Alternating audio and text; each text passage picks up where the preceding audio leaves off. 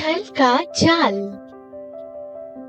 क्या आपने कभी सोचा है कोई आपको बचाने का वादा करे और वही आपको खा जाए?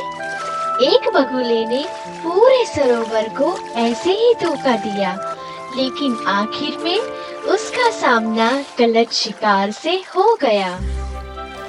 हिमालय की तलहटी में एक शांत सरोवर था, जहाँ मछलियाँ खेलती थी, मेंढक गाते थे और हर कोई खुशी से जी रहा था। लेकिन उसी जगह एक बूढ़ा बगुला था, कमजोर, भूखा और लगभग बेबस। अब वह खुद शिकार करने लायक नहीं रहा था। तभी उसके दिमाग में एक खतरनाक विचार आया। ताकत नहीं है तो भरोसा ही मेरा हथियार बनेगा। और यहीं से शुरू हुआ उसका छल। वह किनारे बैठकर रोने लगा, आंखों से नकली आंसू बहाने लगा। तभी एक केकड़ा उसके पास आया। क्या हुआ मामा? बगुला बड़ी चालाकी से बोला, यह सरोवर जल्दी सूख जाएगा और तुम सब मर जाओगे। उसकी आवाज में इतना डर था कि सब मान गए। पूरा सरोवर घबरा गया। छोटे छोटे बच्चे तक डर से कांपने लगे। अब हर किसी को अपनी जान की चिंता थी। तभी बगुला बोला, मैं तुम्हें बचा सकता हूँ। एक सुरक्षित जगह है। डर के मारे सब ने उस पे भरोसा कर लिया। हर दिन वह एक मछली को ले जाता और वापस कभी नहीं लाता था, क्योंकि रास्ते में ही वह उसे खा जाता था। एक सुनसान पहाड़ी पर हड्डियों का ढेर बढ़ता जा रहा था, जो उसकी सच्चाई चिल्ला चिल्ला कर बता रहा था।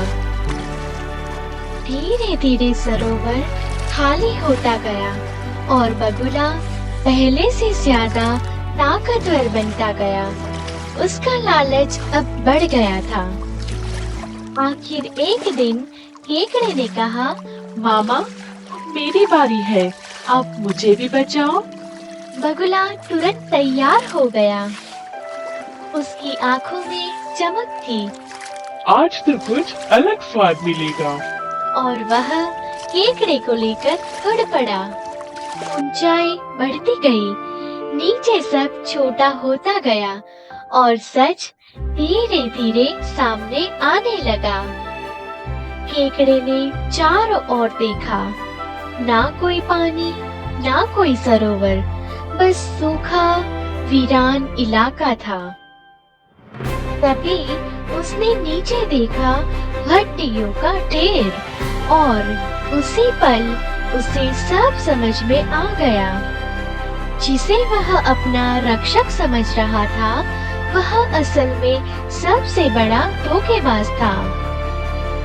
बगुला चालाकी से हंस पड़ा अब तू भी नहीं बच पाएगा।